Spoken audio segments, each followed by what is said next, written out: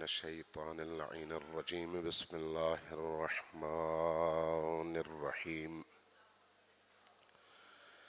الحمد لله رب العالمين بارئ الخلائق أجمعين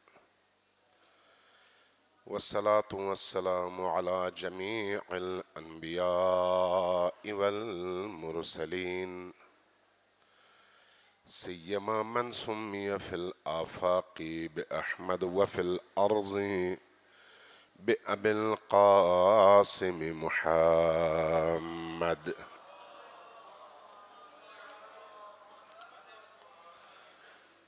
والصلاة والسلام على أولاده الطيبين الطاهرين المعصومين الميامين واللعنة الدائمة على أعدائهم أجمعين من يوم عداوتهم إلى قيام يوم الدين.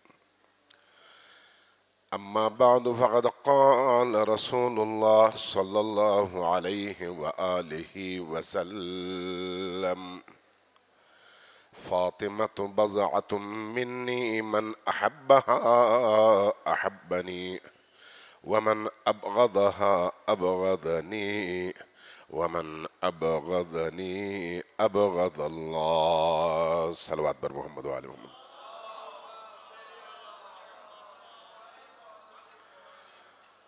آپ کی صلوات کی آواز آپ کی تعداد کے حساب سے بہت کم ہے، ذرا اونچی آواز سے سب مل کر صلوات بھیجیے بر محمد و آل محمد.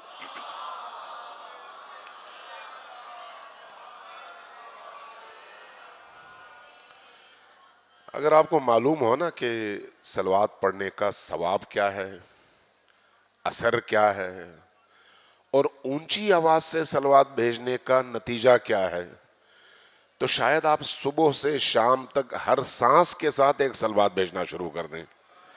محمد وآل محمد وآل محمد. نبی اور آل نبی پر درود اور صلوات کا سب سے پہلا نتیجہ یہ ہے کہ دل نورانی ہو جاتا ہے. اس کا دوسرا نتیجہ یہ ہے کہ گناہ معاف ہو جاتے ہیں. اس کا تیسرا نتیجہ یہ ہے کہ انسان کی حاجات پوری ہو جاتی ہیں.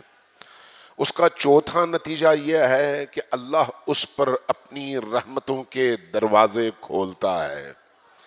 اس لیے کہ یہ صلوات عبادات میں، نفلی عبادات میں، مستحب عبادات میں سب سے برتر اور سب سے بہترین عبادت ہے جس کا مقابلہ کوئی اور عبادت نہیں کرتی. اس لیے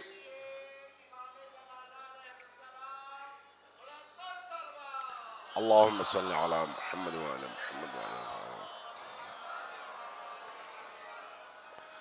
اسی بعض بزرگ، بعض عرفاء یہ کہتے ہیں کہ عالم برزخ میں بڑے بڑے اولیاء اللہ کی خواہش ہوگی، خواہش بڑے بڑے مؤمنین کی خواہش ہوگی، اور وہ دعا کریں گے خدایا ہمیں ایک دفعہ صلوات اور درود پڑھنے کی اجازت دے دے.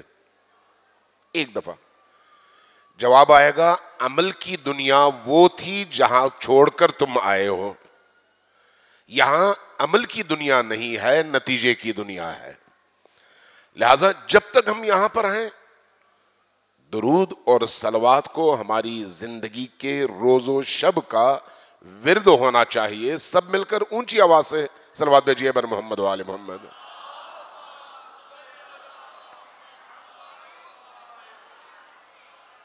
عزیزان گرامی، جو کل مؤمنین اور مؤمنات یہاں پر موجود تھے، آج نئے چہرے میں زیادہ دیکھ رہا ہوں، ان کے سامنے میں نے حضرت زہرا سلام اللہ علیہا کی زندگی کے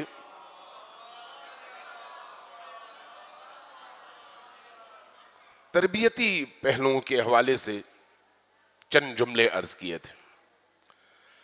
آج میں چاہوں گا کہ خود ان کی شخصیت کے حوالے سے، ان کے مقام اور مرتبے کے حوالے سے اور ہماری زندگیوں میں ان کی تاثیر کے حوالے سے اس مختصر سے ٹائم میں چند جملے عرض کروں. اگر تھکے ہوئے نہیں ہیں تو ایک دفعہ پھر مل کر اونچی آواز سے صلوات بھیجیے بر محمد و آل محمد.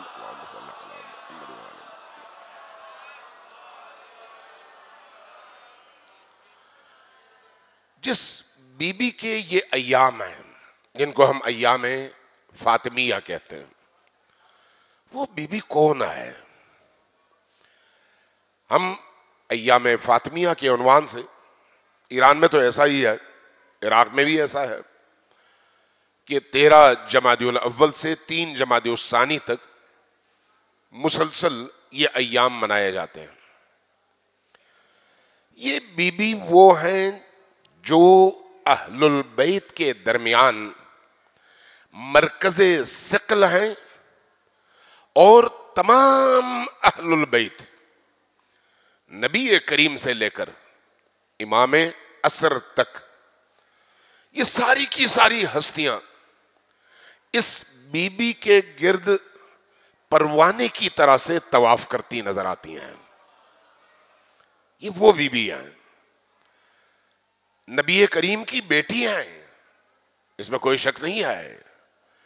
لیکن بیٹی ہونے کے باوجود نبی کریم نے اس بی بی کے لیے جو جملہ ارشاد فرمایا وہ کیا ہے؟ وہ ہے ام ابیہا.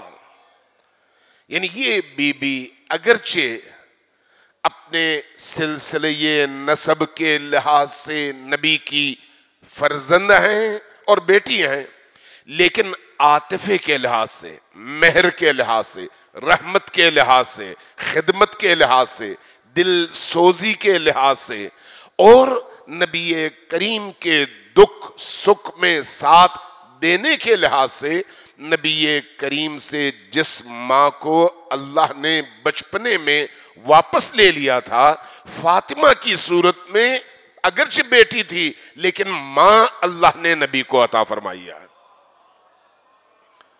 اس لیے نبی کریم نے فرمایا فاطمہ تو ام ابیہا، کہ فاطمہ اپنے باپ کی، اپنے والد کی ماں ہے. فاطمہ الزہرا کون سی ہستی ہے؟ وہ ہستی جس کو اہل البیت کے درمیان خلقت کے حوالے سے اگر دیکھا جائے تو نبی اور علی کے بعد نور اللہ کا پرتو جلوہ اور نور خدا کی روشنی کا نام فاطمہ ہے. اس لیے کہ اللہ تبارک و تعالیٰ نے نبی کریم کو اپنے نور سے پیدا فرمایا. اول ما خلق اللہ نوری کہہ کر نبی نے اپنے نورانی وجود اور نورانی خلقت کی گواہی دی.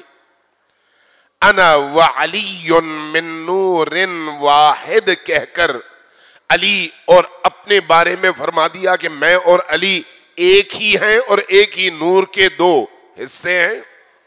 لیکن جب فاطمہ الزہرا سلام اللہ علیہا کی باری آئی تو بحار الانوار کی احادیث ہمیں بتاتی ہیں کہ یہ جو سارا عالم اور اس عالم میں انوار الہیہ کے جتنے جلوے ہیں ان کا مرکز و محور فاطمہ الزہرا کی ذات ہے.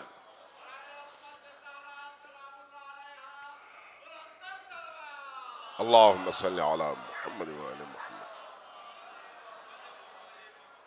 اس لیے اہل البیت بھی اس بی بی سے محبت اور مودت کے میدان میں ایسے اخلاق، ایسے رویے کا اظہار فرماتے کہ انسان کی عقل دنگ رہ جائے. اس طرح سے اس بی بی کا احترام کیا جاتا تھا. یہی وجہ ہے کہ نبی کریم نے جب فرمایا اس بی بی کے حوالے سے کہ وہ کون ہے، سیدۃ نساء العالمین، سیدۃ نساء العالمین. تو بعض لوگوں نے پوچھا ہوگا کہ یا رسول اللہ قرآن کریم میں حضرت مریم کا تذکرہ ہے، حضرت سارہ کا تذکرہ ہے، حضرت ہاجر کا تذکرہ ہے، حضرت حوا کا تذکرہ ہے، تو حضرت فاطمہ الزہرا کا تذکرہ نہیں ہے. وہ بھی اپنے زمانے کی برترین خواتین تھیں. تو اس تناظر میں، اس پس منظر میں اس بی بی کا مقام کیا ہے؟ فرمایا بی بی فاطمۃ الزہرا سلام اللہ علیہا سے پہلے جتنی بھی خواتین اور مخدرات عصمت زمین پر تشریف لائیں وہ اپنے زمانے کی تمام عورتوں سے برتر ہیں، لیکن جب فاطمہ کی باری آئے گی تو اولین سے آخرین تک سب سے برتر ہستی فاطمہ الزہرا کی ذات ہے. اللہم صلی علی محمد. آپ نے دیکھا ہوگا، سنا ہوگا، اور یقیناً آپ سب کو ازبر ہوگا، چونکہ اہل سنت اور اہل تشیع دونوں نے یہ روایتیں نقل کی ہیں کہ نبی کریم کی بارگاہ میں جب کبھی فاطمہ تشریف لاتی،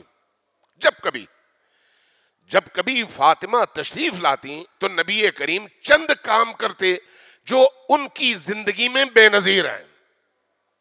کسی اور فرد کے حوالے سے ایسا بیہیویئر، ایسا رویہ، ایسا اخلاق نبی کریم نے پیش نہیں فرمایا. یہ مخصوص ہے صرف فاطمہ الزہرا سلام اللہ علیہا کے لیے. وہ کیا ہے؟ جیسے ہی بی بی تشریف لاتی نبی کریم اپنی جگہ سے کھڑے ہو جاتے ہیں. یہ جو کھڑا ہونا ہے یعنی رسالت کھڑی ہے، بی بی تشریف لا رہی ہیں، رسالت کھڑی ہے. وہ رسالت بھی کس کی؟ اس کی جو تمام انبیاء کا مرشد ہے، تمام انبیاء کا امام ہے، تمام انبیاء سے اشرف ہے، اور سارا عالم جس کی وجہ سے خلق کیا گیا ہے وہ نبی جس کے احترام میں کھڑے ہوتے ہیں وہ ہیں بی بی دو عالم فاطمہ الزہرا. اب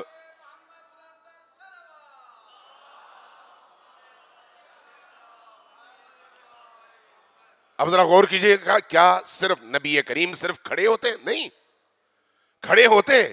کھڑے ہونے کے بعد چند قدم آگے بڑھتے. یہ چند قدم آگے بڑھنا گویا استقبال کے لیے آگے بڑھنا ہے. استقبال کس کا کیا جاتا ہے؟ بڑے کا. چھوٹے بڑے کا استقبال کرتے ہیں، بڑے چھوٹے کے لیے آگے نہیں بڑھتے، بلکہ جب کوئی بڑا ہو تو چھوٹا آتا ہے اس بڑے کی بارگاہ میں، ہاتھ ملاتا ہے، ہاتھ چومتا ہے، جھکتا ہے، چھوٹا بڑے کے پاس آتا ہے. لیکن یہاں پر عجیب ہے، رویہ عجیب ہے. اس کا مطلب نبی کا نعوذ باللہ چھوٹا ہونا نہیں ہے، بلکہ فاطمہ کے اس اونچے اور عظیم مقام کو بیان کرنا ہے کہ لوگوں پہچانو فاطمہ کون ہے. اپنی جگہ آپ کھڑے ہوتے ہیں، چند قدم آگے بڑھتے ہیں. روایات کہتی ہیں، شیعہ اور سنی دونوں روایات کہتی ہیں کہ آگے بڑھنے کے بعد فاطمہ کو سینے سے لگاتے، بوسہ لیتے، ہاتھوں کا بوسہ لیتے، ہاتھوں کا بوسہ لینے کے بعد ایک عجیب کام کرتے. فاطمہ کا ہاتھ پکڑتے، لاتے اپنی جگہ، خود سامنے بیٹھ جاتے، فاطمہ الزہرا سلام اللہ علیہا کو اپنی مسند پر بٹھاتے.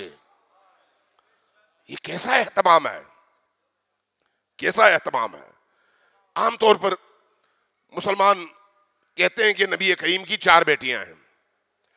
نبی کریم کی 4 بیٹیاں اگر ہم چند لمحوں کے لیے قبول کر لیتے ہیں، ہم کہتے ہیں ایک ہے.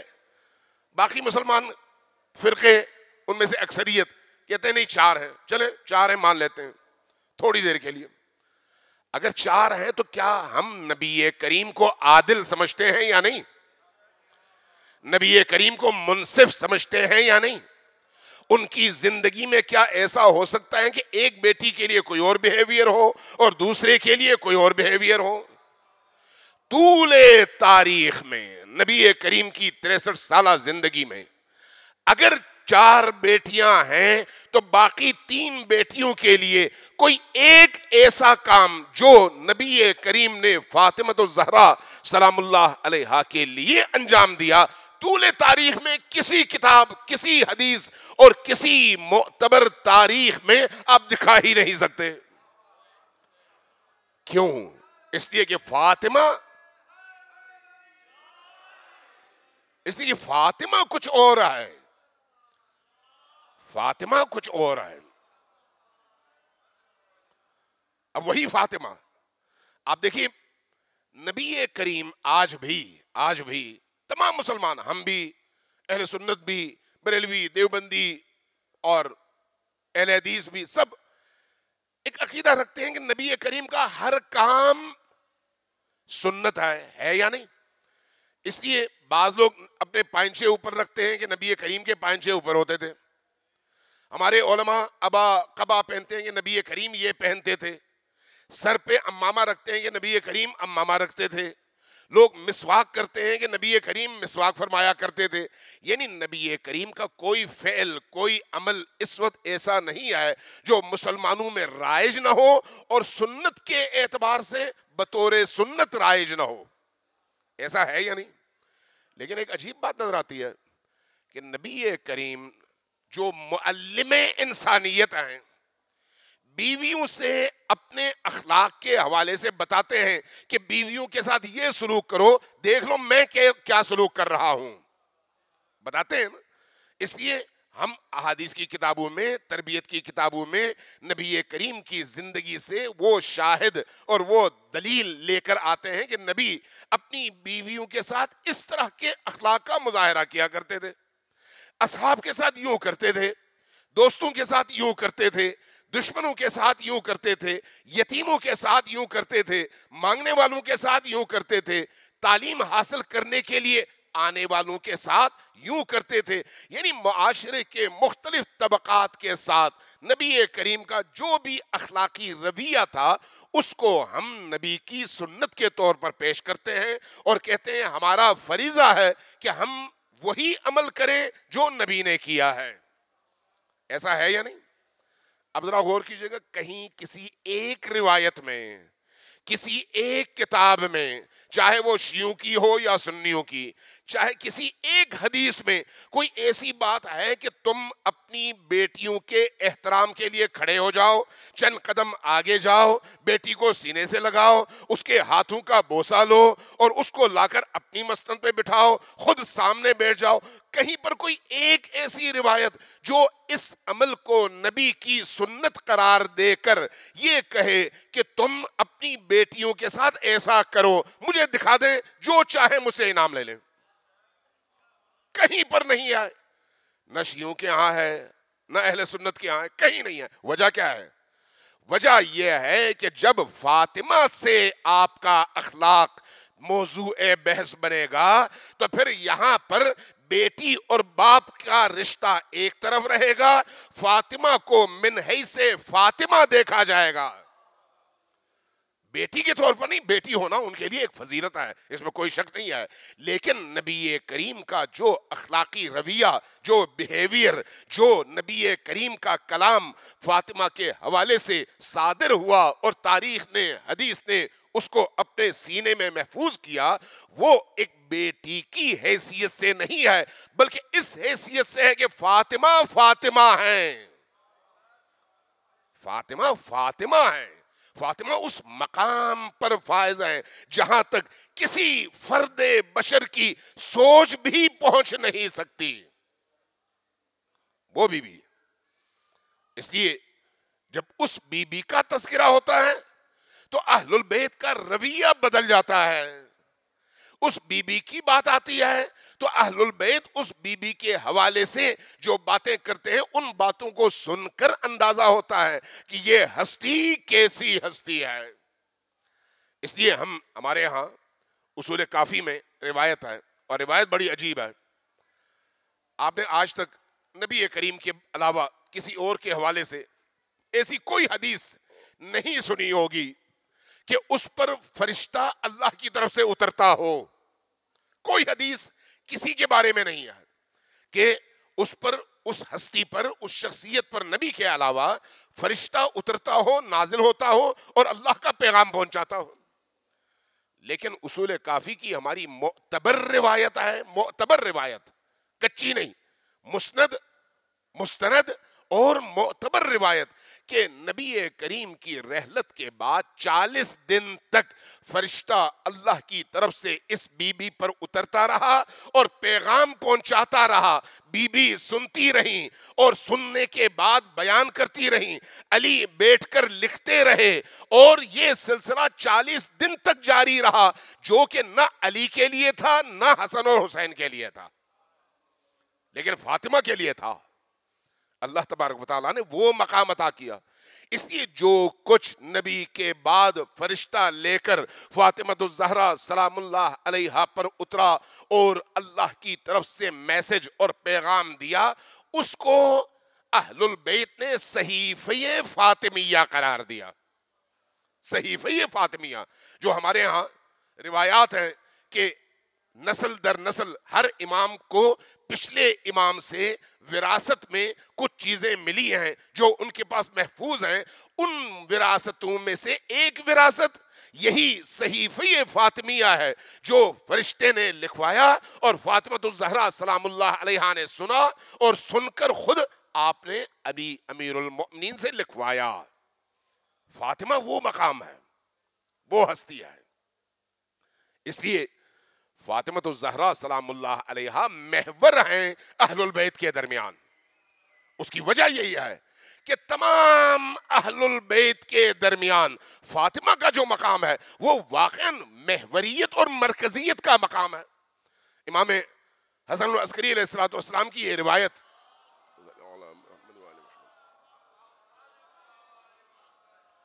آپ نے یقیناً سنی ہوگی. ایک عجیب روایت ہے. وہ روایت کیا ہے؟ فرمایا کہ نحنو حجج اللہ علیکم، ہم تم پر اللہ کی طرف سے حجت ہیں. یہ حجت کس چیز کا نام ہے؟ حجت کس کو کہتے ہیں؟ اللہ کی طرف سے کائنات کے لیے اللہ کی موجودگی کی دلیل اور اللہ کے دین کی دلیل کا نام حجت خدا ہے. اور وہ حجت خدا یا علی ہیں یا حسن اور حسین ہیں یا ان کی نسل سے آنے والے ہر وہ امام ہیں جو اپنے زمانے میں حجت خدا کہلائے.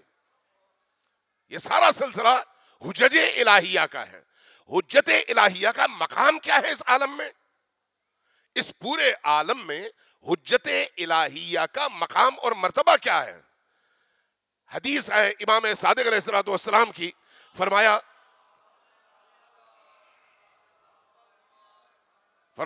لولا الحجت لساخت الارض باہلہا، اگر اللہ کی حجت کائنات میں نہ ہو تو کائنات تباہ اور برباد ہو جائے. کائنات کے قوام، کائنات کے وجود، کائنات کے استحکام، کائنات کے بقا کی دلیل حجت خدا کا زمین پر قائم ہونا ہے.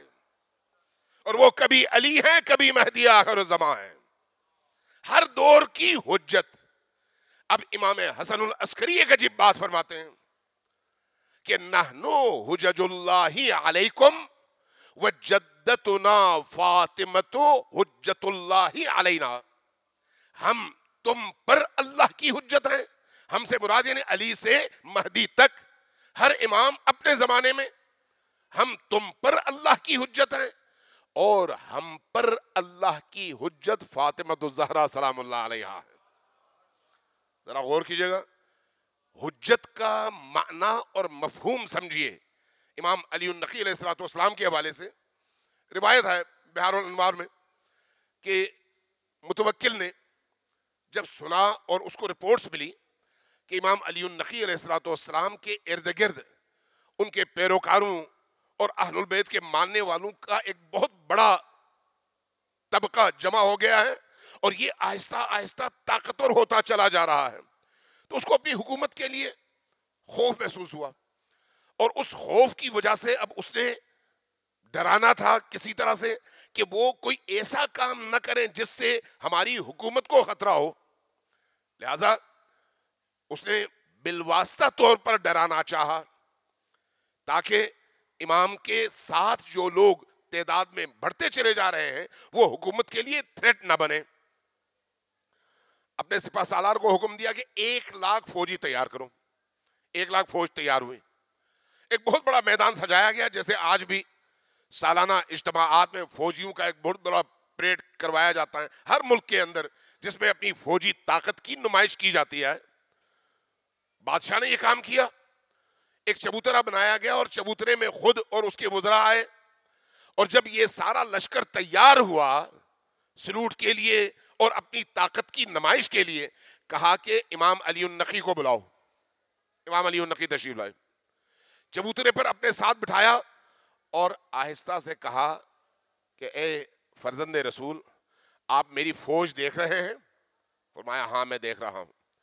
کہا یہ فوج اسی لیے ہے کہ اگر کوئی میرے بارے میں، میری حکومت کے بارے میں ٹیڑھی نگاہ سے دیکھے اور نقصان پہنچانے کی کوشش کرے تو یہ فوج اس کا قلع کما کر دے گی۔ تو گویا بالواسطہ طور پر دھمکی دے رہا ہے۔ امام علی النقی مسکرائے، میں امام علی النقی کی بات کر رہا ہوں، مسکرائے، مسکرا کے فرمایا کہ متوکل کیا میں تمہیں اپنی فوج دکھاؤں؟ عرض کیا کیا آپ کے پاس بھی کوئی فوج ہے؟ آپ کے پاس بھی کوئی فوج ہے؟ فرمایا ہاں میری فوج ہے۔ کہا دکھائیے۔ امام نے صرف ایک ہاتھ کا اشارہ کیا، پردہ ہٹ گیا۔ روایت کہتی ہے کہ متوکل نے اپنے چاروں طرف دیکھا، آسمان سے زمین تک فرشتے ہی فرشتے ہیں، اور ان کے ہاتھوں میں تیر اور کمان ہے، اور تیروں کا رخ متوکل اور اس کے فوجیوں کی طرف ہے۔ جب یہ منظر دیکھا تو خوف اور ہیبت ایسی طاری ہوئی کہ خلیفہ گر گیا زمین پر۔ دوسروں نے اٹھایا، سہارا دیا، ہوش میں لائے۔ امام نے فرمایا کہ خلیفہ پریشان نہ ہو، یہ تمہارے لیے نہیں ہے، یہ تمہارے لیے نہیں ہے، ہمارا اپنا نظام ہے اور اس نظام کے تحت ہم چل رہے ہیں، تمہیں مجھ سے خطرہ محسوس نہیں ہونا چاہیے۔ یہ کیوں؟ اس لیے کہ امام علی النقی علیہ السلام نے اپنی حجیت اور اپنی ولایت کا ایک چھوٹا سا پہلو دکھایا کہ اگر ہم چاہیں تو سارا عالم ہمارے مطیع ہے، سارا عالم۔ اس لیے جب آپ حجت خدا کی بات کرتے ہیں تو حجت خدا یعنی اللہ کی طرف سے وہ دلیل جس کی اتباع تمام مخلوقات پر فرض ہے۔ اب وہ فرضیت جہاں انسان ہو وہاں پر ان کی عقلوں کا تقاضا ہے، اور جہاں انسان نہ ہو باقی موجودات ہوں، ان باقی موجودات کو تکوینی طور پر اللہ نے حجت خدا کا تابع بنایا ہے۔ اس لیے اگر حجت خدا حکم کرے تو سارا عالم کھڑا ہو جائے اس حجت خدا کی اطاعت میں اور اس کے دشمنوں کے مقابلے میں۔ اس کو ہم کہتے ہیں اعجاز، اس کو ہم کہتے ہیں ولایت تکوینی۔ ایک حجت خدا کی ولایت ہوتی ہے، اور اس ولایت کا مطلب ہی یہی ہے کہ سارا عالم اس کا مطیع ہے۔ اب سوال ہوگا پھر انسان، ہاں انسانوں کو اللہ نے آزاد پیدا کیا، اختیار دیا، اسی لیے جنت اور جہنم کا تصور دیا کہ اپنے اختیار سے ولی کی اطاعت کرو اور اس کی ولایت کے سائے میں آؤ تو جنت جاؤ گے، اور اگر انکار کرو گے تو جہنم جاؤ گے۔ اس لیے اس ولی کی اطاعت عقل کا تقاضا ہے، شریعت کا تقاضا ہے کہ انسان پہچانے اور اس کے پیچھے چلے۔ اب جب ولی کا یہ مقام ہے، حجت خدا کا یہ مقام ہے، تو اس حجت خدا کی زبان سے فاطمۃ الزہرا سلام اللہ علیہا کے لیے جو جملہ نکلتا ہے وہ کیا ہے؟ جدتنا فاطمۃ حجت اللہ علینا، ہماری جدی ماجدہ فاطمۃ الزہرا سلام اللہ علیہا اللہ کی طرف سے ہم سب پر حجت ہیں۔ یہ ہے وہ بی بی،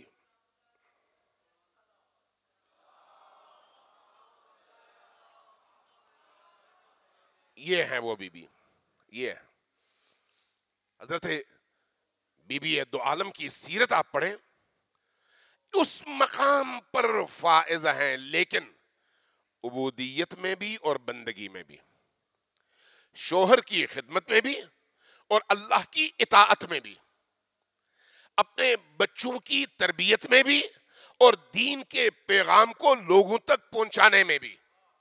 کوئی مقام ایسا نہیں ہے جہاں پر بی بی گھر میں رہی ہو اور اپنی ذمہ داری انہوں نے ادا نہ کی ہو.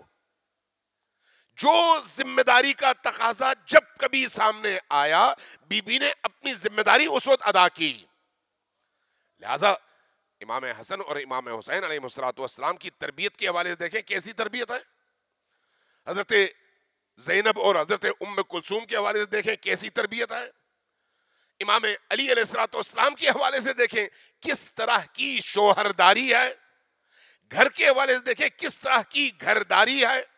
یہ سارے تربیتی امور ہیں جو فاطمہ الزہرا سلام اللہ علیہا کے اس عظیم مقام کو سامنے رکھتے ہوئے جب ہم دیکھتے ہیں تو انسان کی عقل کھل جاتی ہے, آنکھیں کھل جاتی ہیں, اور انسان حیرت زدہ رہتا ہے کہ وہ فاطمہ الزہرا جس کو اللہ نے وہ مقام دیا اس دنیا میں کس طرح سے انہوں نے زندگی گزاری ہے. عجیب ہے کہ فاطمہ الزہرا سلام اللہ علیہا نے اپنی ازدواجی زندگی میں کسی ایک دن ایک لمحے کے لیے اپنے شوہر نامدار علی ابن ابی طالب سے کوئی ایسا مطالبہ نہیں کیا جو علی پورا نہ کر سکیں. ذرا سوچئے, کوئی ایسا مطالبہ نہیں کیا. کیوں؟ کہیں ایسا نہ ہو کہ میں مطالبہ کروں ایسی چیز کا جو علی پورا نہ کر سکے اور ان کو شرمندگی محسوس ہو. یہ شوہرداری ہے, یہ گھرداری ہے. فاطمہ الزہرا سلام اللہ علیہا کا اخلاقی رویہ اس لیے قابل غور بھی ہے اور سیکھنے کے لیے کروڑوں اس میں پیغامات ہیں, لاکھوں نہیں کروڑوں پیغامات, ہر قدم پر اور ہر پہلو سے. اللہ تبارک و تعالیٰ نے ایسی ہستی نبی کریم کو عطا کی کہ کل میں نے اشارہ کیا تھا کہ نصف آبادی انسانوں کی وہ ہے جس کے لیے اگر بہترین نمونہ کوئی ہستی بن سکتی ہے تو وہ فاطمہ الزہرا سلام اللہ علیہا ہے. اس لیے فاطمہ الزہرا سلام اللہ علیہا سے ہمیں سیکھنا ہے کہ پردہ کیسے ہوتا ہے, حجاب کیسے ہوتا ہے, نامحرموں اور محرموں کے درمیان فرق کیسے رکھا جاتا ہے, اجتماع میں کیسے جایا جاتا ہے, گھر میں کیسے رہا جاتا ہے. یہ ساری چیزیں اس کے لیے معلمہ فاطمہ الزہرا سلام اللہ علیہا کی ذات. ٹائم ختم ہو گیا اس لیے میں مختصراً چند جملے آپ کی خدمت میں عرض کروں گا. یہ بی بی عجیب بی بی ہیں, عجیب بی بی ہیں, اور اہل البیت کے درمیان ان کا مقام بھی بڑا عجیب ہے. چونکہ شہادت کے ایام ہے نا, اس لیے ذرا غور کریں کہ اس بی بی کی شہادت پر اہل البیت علیہ السلام پر کیا گزرتی ہے. یہ جو شہادت کا موقع ہے اہل البیت اس کو کس طرح سے دیکھتے ہیں. میں ایک روایت پہلے عرض کر دوں. ایک شخص آیا حضرت امام صادق علیہ السلام کی بارگاہ میں, کافی عرصے کے بعد آیا. نہیں, جب صلوات پڑھیں تو پھر سب پڑھیں اور اونچی آواز سے پڑھیں.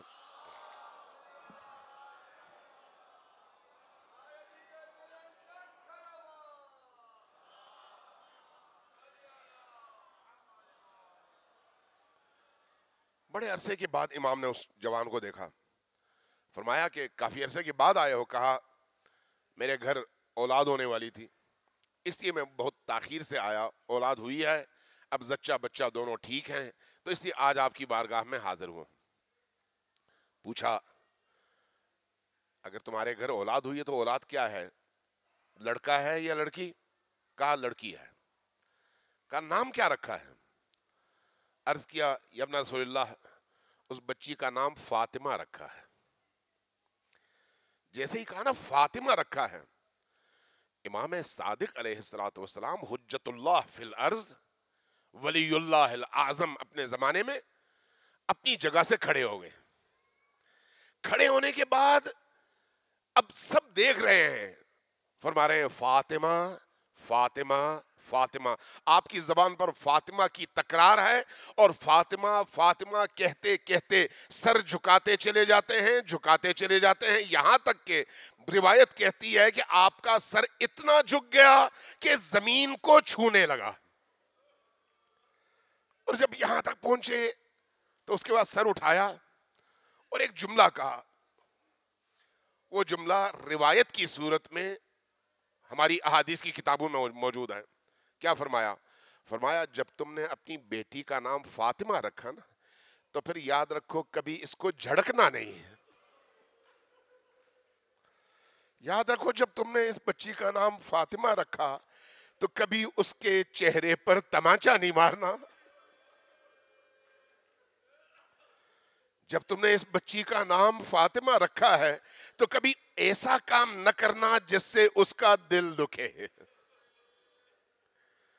اہل البیت کی نگاہ میں فاطمہ وہ مقام رکھتی ہے.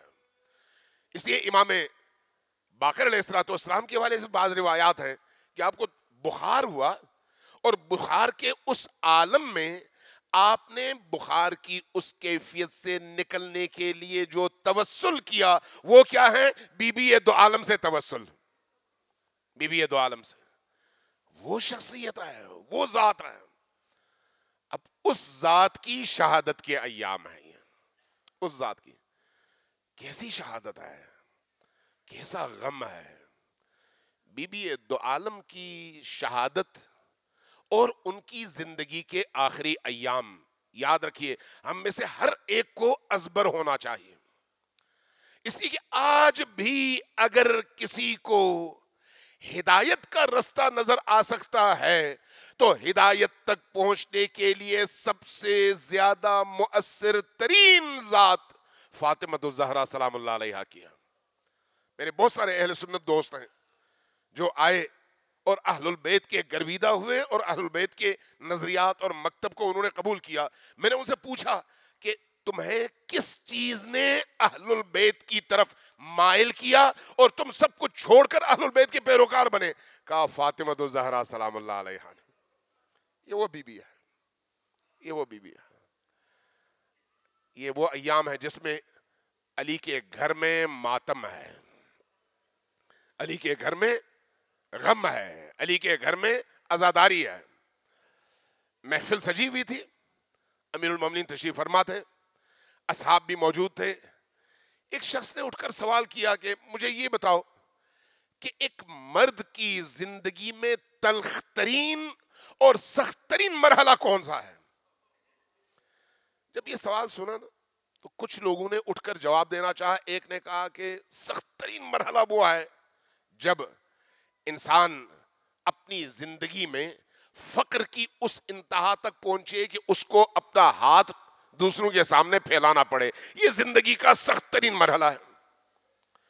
دوسرے نے اٹھ کر کہا کہ نہیں، اس سے زیادہ سخت وہ مرحلہ ہے جب انسان کی نگاہوں کے سامنے اس کے جوان بیٹے کا لاشا آ جائے. یہ اور زیادہ سخت مرحلہ ہے. کسی نے کچھ کہا، کسی نے کچھ کہا.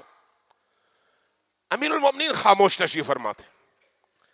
پوچھنے والے نے کہا کہ یا امیر المومنین آپ کچھ فرمائیے. امیر المومنین خاموش رہے، کچھ نہیں بولا.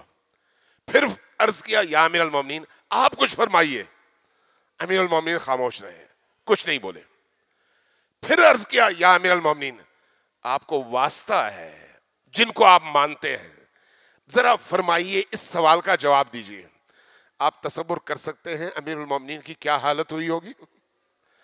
امیر المومنین نے سر جھکایا ہوگا یقیناً جب یہ جملے کہے ہوں گے. فرمایا کہ ایک مرد کے لیے سخت ترین مرحلہ وہ ہے جب اس کی نگاہوں کے سامنے اس کی زوجہ کو مارا جائے اور وہ دفع نہ کر سکے. سخت ترین مرحلہ وہ ہے کہ ایک جوان مرد ہو، غیرت مند انسان ہو، اس کی نگاہوں کے سامنے اس کی زوجہ پر ہاتھ اٹھایا جائے، وہ روئے، مدد کے لیے پکارے، اور اس کا شوہر اپنی بیوی کو اس ظلم سے بچا نہ سکے. اسماء بنت امیس نقل کرتی ہیں، کہتی ہیں کہ جس دن میں نے دیکھا حضرت زہرا سلام اللہ علیہا کے چہرے پر ایک رونق ہے اور عجیب رونق ہے. میں نے عرض کیا اے اللہ کے رسول کی بیٹی، آج آپ کے چہرے پر رونق بہت ہے، مجھے لگتا ہے آج آپ کی طبیعت بہت اچھی ہے، آپ کو درد سے آرام ملا ہے. فرمایا کہ نہیں اسماء، آج درد سے آرام نہیں بلکہ مجھے اپنے بابا سے ملنے کی بشارت سنائی گئی ہے، اور آج وہ دن ہے جب میں نے اپنے بابا کی خدمت میں حاضر ہونا ہے، اس لیے میرے چہرے پر تمہیں رونق نظر آتی ہے۔ جیسے یہ سنا اسماء پریشان ہوئی، بی بی نے ایک کام کیا، بچوں کو بلایا، حسن کو، حسین کو، ام کلثوم کو، حضرت زینب کو۔ یہ کتنے بڑے بچے ہیں، 4 سال کے، 3 سال کے، 2 سال کے، چھوٹے چھوٹے بچے۔ ان بچوں کو بلایا، ان سب کو نہلایا، ان سب کو نئے دھلے ہوئے کپڑے پہنائے، اپنے ہاتھوں سے ان بچوں کے سروں پر کنگھی کی، اور اس کے بعد اسماء کے حوالے کیا اور فرمایا یہ میرا آخری کام تھا جو میں ان بچوں کی خدمت کر سکتی تھی، اب اس کے بعد ان بچوں کے نہ ان کو نہلانے کے لیے میں ہوں، اور نہ ان کے کپڑے بدلوانے کے لیے میں ہوں، اور نہ ہی ان کے سروں پر کنگھی کرنے کے لیے میں ہوں گی۔ اسماء رونے لگی۔ حضرت زہرا سلام اللہ علیہا نے جب یہ منظر دیکھا تو اسماء کو مخاطب کیا، کہا کہ میرے بچوں کو سنبھالو، میں اندر حجرے میں جا رہی ہوں، کچھ دیر بعد مجھے آواز دینا، اگر میرا جواب سنو تو دروازہ کھول لینا، اور اگر جواب نہ سنو تو پھر علی کو بلانا اور کہنا فاطمہ واپس جا رہی ہے۔ اسماء کچھ دیر بعد بڑی مضطربہ ہے، پریشان ہے، آئی، دروازے پر دستک دی، دیکھا جواب نہیں ہے، پکارا، جواب نہیں ملا۔ جب جواب نہیں ملا تو آئی ان بچوں کے پاس، بچوں نے رونا شروع کیا، اور اسماء نے ان بچوں کو اپنے سینے سے لگایا اور خادم کو، غلام کو کہا کہ جاؤ اور امیر المؤمنین کو خبر کر دو۔ حسن اور حسین ایک روایت کے مطابق دونوں چلے، مسجد میں گئے، دیکھا بابا مسجد میں تشریف فرما ہے اور ذکر و فکر میں مصروف ہیں، قریب گئے، لیکن اب صبر کا بندھن ٹوٹ گیا۔ امام حسن مجتبیٰ کی زبان سے ایک جملہ نکلا، اور روتے ہوئے وہ جملہ نکلا، وہ کیا ہے؟ یا ابانا، اے ہمارے ابا جان، قد ماتت امنا، ہماری والدہ اس دنیا سے چلی گئی اور وفات پا گئی۔ جیسے ہی یہ جملہ علی نے سنا، علی کی کیفیت دیکھیے، ایک دفعہ زمین سے اٹھے، کھڑے ہوئے، لیکن پھر کھڑے نہ ہو سکے۔ روایت کہتی ہے کہ علی کے منہ سے ایک چیخ نکلی اور علی زمین پر اس طرح سے گرے کہ کھڑے نہ ہو سکے۔ اصحاب نے علی کو سنبھالا اور آہستہ آہستہ گھر تک لے آئے۔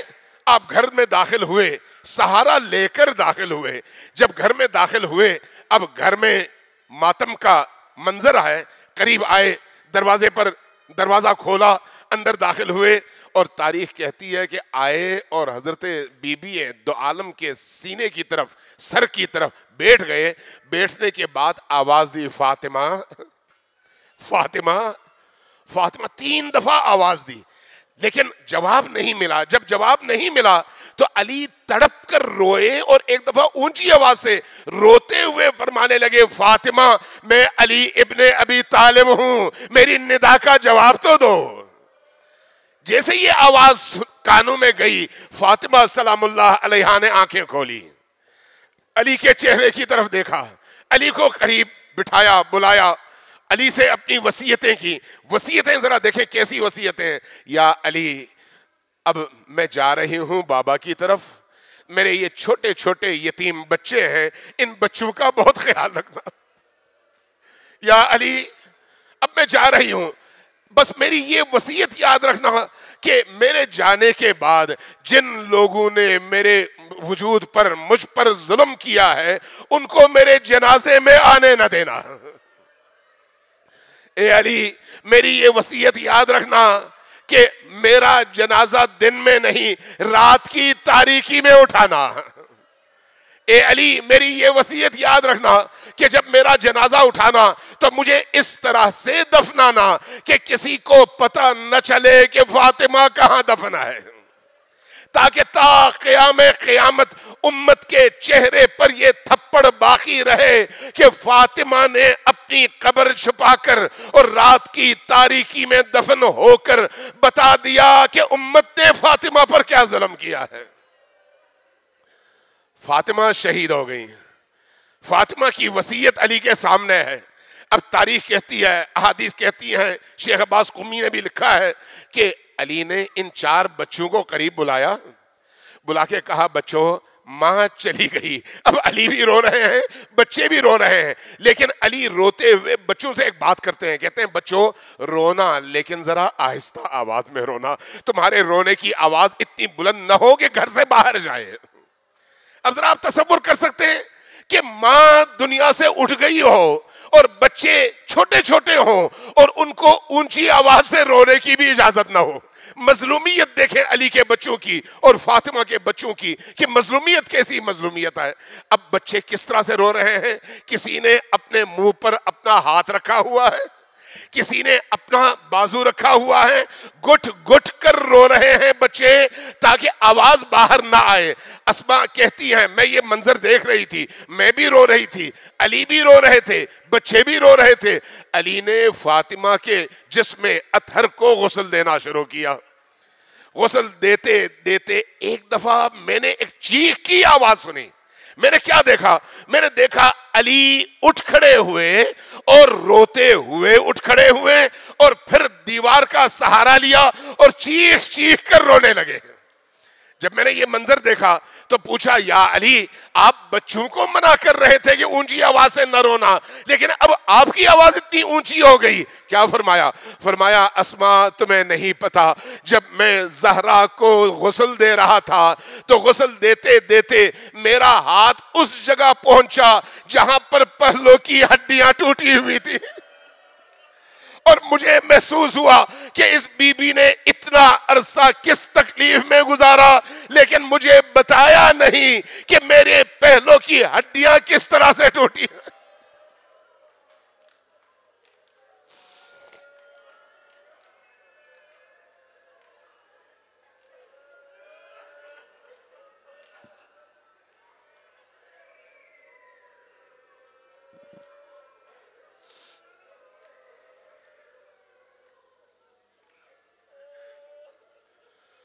نسألك اللهم وندعوك باسمك العظیم الاعظم الاعظ الاجل الاکرم. سب مل کر اونچی آواز سے 10 بار پکاریے یا اللہ یا اللہ یا اللہ یا اللہ یا اللہ.